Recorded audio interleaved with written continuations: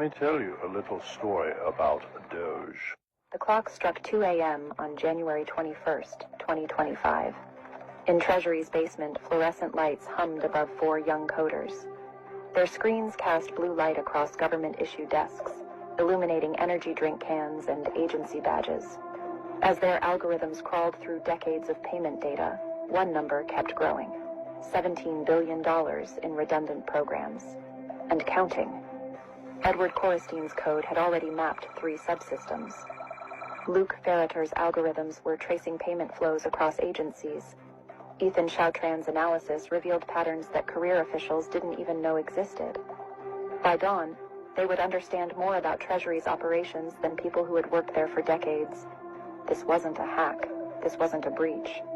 This was authorized disruption. While career bureaucrats prepared orientation packets and welcome memos, Doge's team was already deep inside the payment systems. No committees, no approvals, no red tape, just 4 coders with unprecedented access and algorithms ready to run. The beautiful thing about payment systems is that they don't lie. You can spin policy all day long, but money leaves a trail. That trail led to staggering discoveries.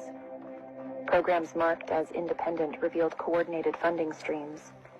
Grants labeled as humanitarian aid showed curious detours through complex networks. Black budgets once shrouded in secrecy began to unravel under algorithmic scrutiny. By 6 a.m., Treasury's career officials began arriving for work.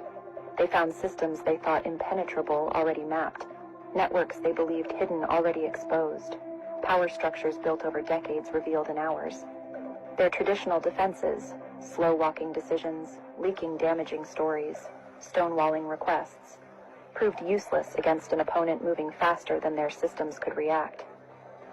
By the time they drafted their first memo objecting to this breach, 3 more systems had already been mapped.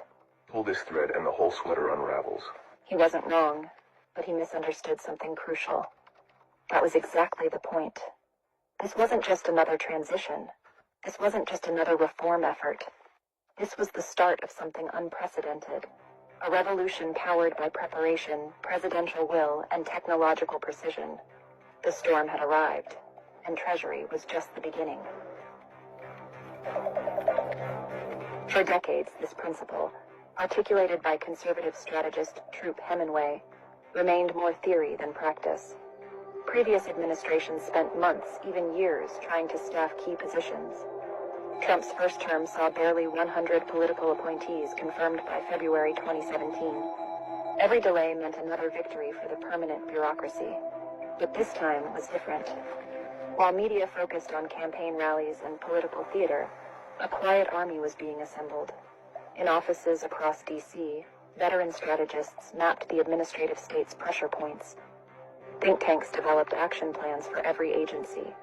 Policy institutes trained rapid deployment teams. Former appointees shared battlefield intelligence from previous administrations' failures. By Inauguration Day, over 1,000 pre-vetted personnel stood ready, each armed with clear objectives, mapped legal authorities, and direct lines to support networks. This wasn't just staffing, it was a battle plan decades in the making. This is the new normal. He's having the time of his life. We've done more in 2 weeks than others did in years. The secret wasn't just speed, it was precision. Instead of waiting for Senate confirmations, the transition team prioritized non-Senate confirmed positions. While Democrats prepared for traditional confirmation battles over cabinet posts, an army of aligned personnel was already moving into place. Strategic positions were identified. Legal authorities were mapped. Support networks were established. We don't have a lot of time. 4 years is a lot of time in political life, but it's not a long time in real life. This urgency drove innovation.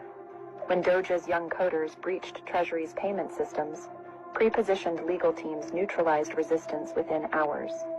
When career officials tried revoking system access, they discovered Doge's authority came from levels they couldn't challenge. When leaks surfaced, rapid response units fed counter-narratives to alternative media almost instantly. When you look at the people surrounding the president, we're trying to make it sort of easy for him to do what he wants to do in government.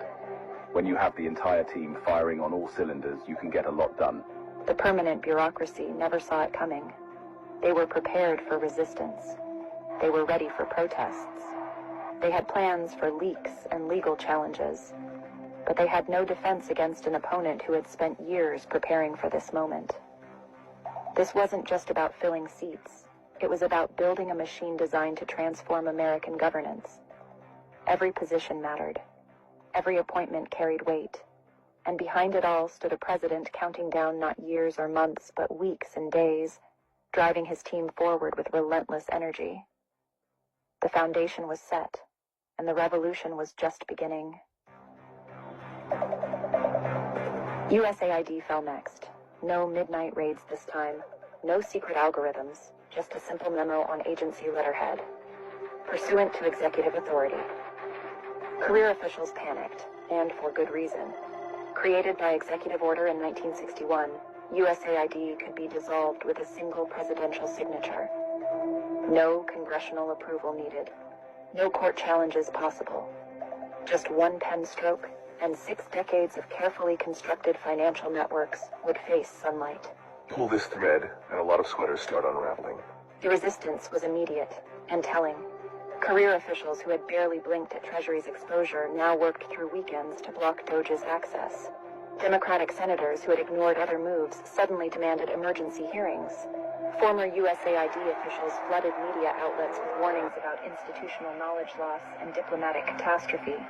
But their traditional defenses crumbled against Doge's new playbook.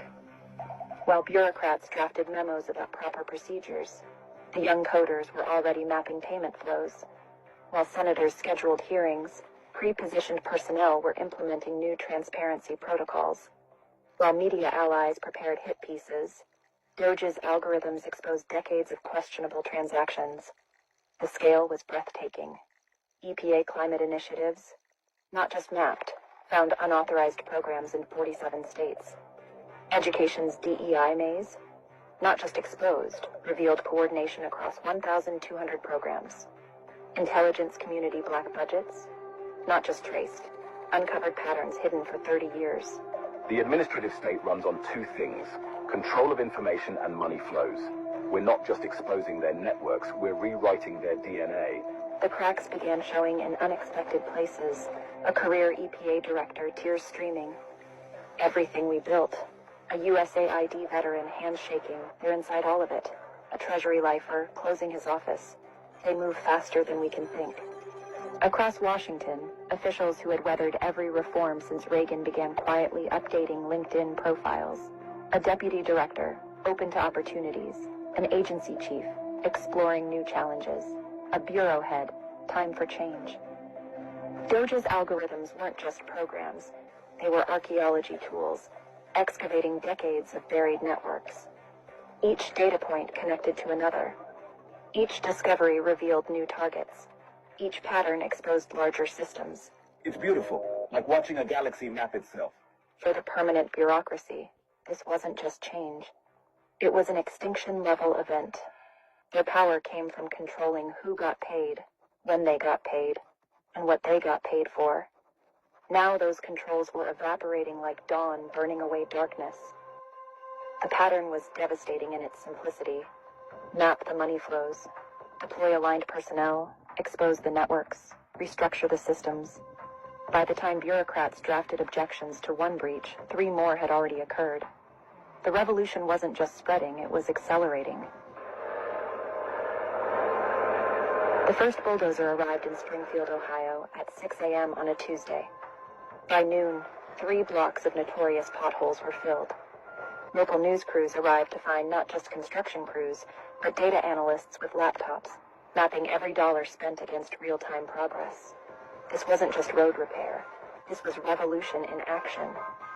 The woman grabbed the analyst's arm, tears in her eyes. 12 years. 12 years I've been calling about these potholes. He turned his laptop, showing real-time data flows. Analyst, look, your tax dollars. Actually working. She stared at the screen. My God, it's really happening. Across America, funds once lost in administrative mazes suddenly found their way to actual problems needing solutions. In rural Tennessee, broadband expansion projects long buried under bureaucratic red tape broke ground overnight. In Michigan, water treatment plants received upgrades that bureaucrats had studied for decades but never approved. The transformation was measurable. In just 2 weeks, tens of thousands of redundant programs identified, billions in waste exposed, hundreds of unauthorized initiatives halted, countless local projects unleashed. But the real metric? Trust in government rising for the first time in 50 years. The revolution spread with surgical precision. Real-time tracking replaced quarterly reports. Algorithmic oversight replaced review boards. Local solutions replaced federal mandates. Results replaced process. Vance. He's done more in 2 weeks than Biden did in 4 years and Obama did in 8. But this isn't just about speed. This isn't just about tech. This isn't just about personnel. It's all three, perfectly aligned. For ordinary Americans, the impact was undeniable. Roads repaired, schools revitalized, water purified. But more importantly, something else was being restored: trust. For the first time in generations, people saw their government not as an obstacle, but as a tool for positive change. The sun rises early in Washington.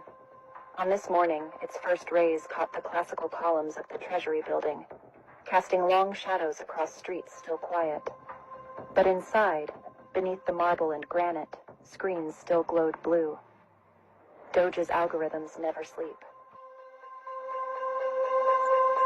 The administrative state was built over decades, built to resist change, built to outlast presidents, built to preserve power. He paused, tracking a particularly interesting data flow. But they never imagined this. They built walls against political attacks, defenses against media exposure, shields against congressional oversight. They never prepared for algorithms that could map everything, for personnel pre-positioned everywhere, for a president who counts every week like it's his last. The numbers tell the story. In Treasury, networks mapped, waste exposed, systems rewired. At USAID, decades of hidden flows revealed, power structures dismantled. Across agencies, redundancies eliminated, authorities realigned, missions refocused. But numbers aren't the whole story. Imagine changes coming to a community near you. Springfield, Ohio. Potholes that plagued residents for 12 years actually disappeared overnight. Rural Tennessee, where children can finally connect to high-speed internet their parents were promised decades ago. In Michigan, people truly drink clean water while bureaucrats' memos about studying the problem gather dust. This isn't just reform, this isn't just change. This is American governance reimagined. The pace is going to be the same. It's just the priorities that are going to change. The permanent bureaucracy built their administrative state over decades, brick by bureaucratic brick. They thought it would last forever. They thought it was too big to map, too complex to understand, too entrenched to change. They were wrong. 4 young coders with laptops proved that. 1,000 pre-positioned personnel proved that. A president counting weeks proved that. The sun continues rising over Washington. Classical columns still cast their shadows. But inside those buildings, everything has changed. The administrative state finally met its match preparation plus presidential will plus technological precision. This isn't the end of the story. This is just the beginning. The revolution isn't just continuing. It's becoming the new normal. And for those who thought the deep state would rule forever, they're about to learn what happens when smart strategic minds meet determination, when preparation meets opportunity, when a new generation decides it's time for change. The storm isn't just gathering, it's here to stay. The sun continues rising over Washington. But now, for the first time in generations, it illuminates something new. A government that works. A bureaucracy that serves. A system that delivers. The revolution isn't just beginning. It's already...